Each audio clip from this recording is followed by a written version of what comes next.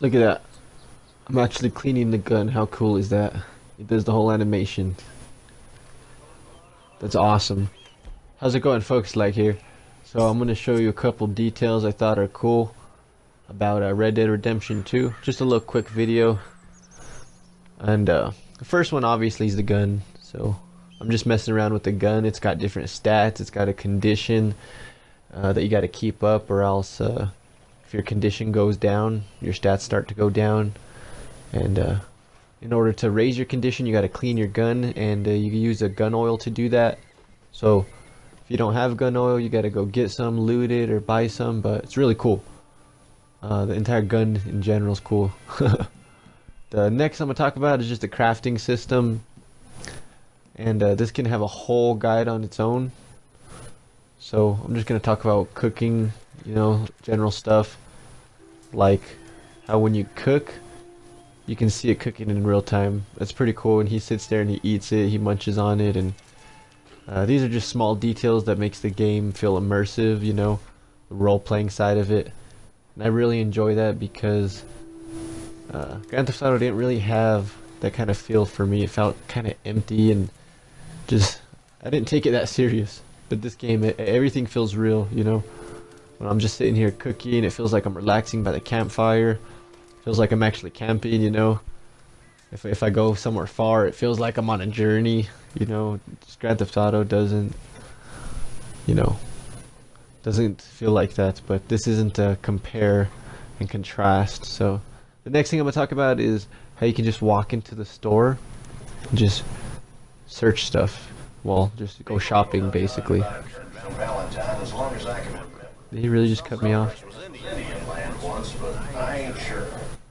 Okay, so now that he just rudely interrupted me, like I was saying, you can look at just about anything that you see in the store. You could walk up to stuff, grab it, read it, check the nutrition facts, how many calories it has. No, I'm just kidding. It doesn't go that far, but yeah, you can check the just little info about it. And besides that, there's the catalog on the desk if you don't find that interesting, going shopping and looking around for your items. I like that, but if you don't like that, you can just go to the little booklet here, and it's got an index, and you can buy straight from here. So it's a little bit quicker. Alright, the next thing I'm going to talk about is the mirrors. So I really like the mirrors in this game in general because I don't know how many games I've played and you look at a mirror and it's just foggy, or just plain black or white, or looks kind of like aluminum foil, but it doesn't give a reflection. So some games it'll give you a hazy silhouette of yourself, but I noticed this right away. Look, it's a real mirror with that works just like a real mirror, basically. Has the physics of a real mirror. Look at that. All the angles are working correctly, so I'm sitting here shooting it because I'm just in awe over the fact that it's an actual mirror that I can look at myself in if I want to. And for some reason I was just like, is it just this one room? Because it was a story mission. So, well, this one was the story mission. The second one here kind of got it backwards, but this one was a story mission, and I was like, wow, is this just this room? So I had to do a second clip to make sure all the mirrors are like this, and sure enough, anywhere you go with a mirror, it's a real mirror. So it's pretty cool. And that's something that's just adds to the role-playing effect, the immersion of the game, the immersive immersion. Yeah, that's what I meant. So I actually kind of spent probably a little bit more time than I should have looking at these mirrors, because for me it was an amazing, mind-blowing, just major detail that conflicts with my entire being and morals. So it was pretty awesome. And next up, I just had this little thing where I went to the sheep and I actually let him out. So it's pretty cool.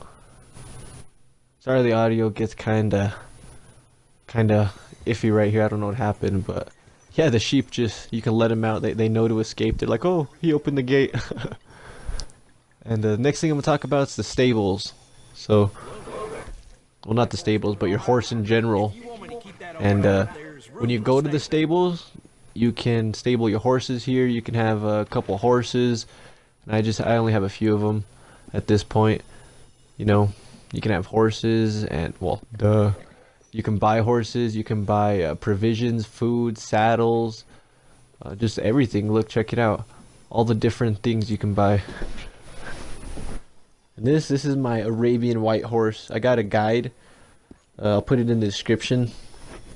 Link in the description. A guide on how to get the white Arabian horse, because you can't buy it. So, but look at all this. You can change the color of the equipment, the clothes, a little blanket on the back. Like, I'm gonna have a customized blanket on my saddle. You know, you can change the hair, the mane, and you can change the tail also, the color. It's really cool. Because I've never played a game that has realistic horses like this. On the role playing aspect, this is probably my best feature. My favorite feature is just the horse in general. It makes this game feel so real. You know, you can bond with the horse, and it makes it feel like he's your pet. So you can rename your horse, and I didn't do it right here, but I eventually renamed my horse Munchies. So yeah. It's really cool. Everything costs a little bit, you know, it starts to add up, but what else are you gonna spend your money on? You know, guns? I mean, I guess. But oh yeah, and this guy knows to keep your horse fed because it keeps it healthy. No, but for real, you got to keep your horse fed because it keeps the stamina up, it keeps your health core up.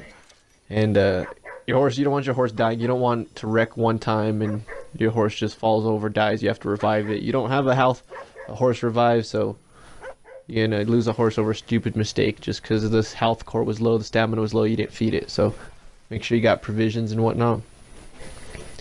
And in order to bond with the horse, you know, you brush it, you feed it, you pet it, and just, you know, bond with it. How do you bond with a dog? You know, if you don't have a pet, then I guess you wouldn't understand. But yeah, I really feel like this is my pet right here. He's been through quite a few not missions, but just hunts and side quests, and you really start to feel like he's yours, especially if he dies and you got to revive him. You're like, ouch, dude. You want to revive him as quick as possible because you see him in pain.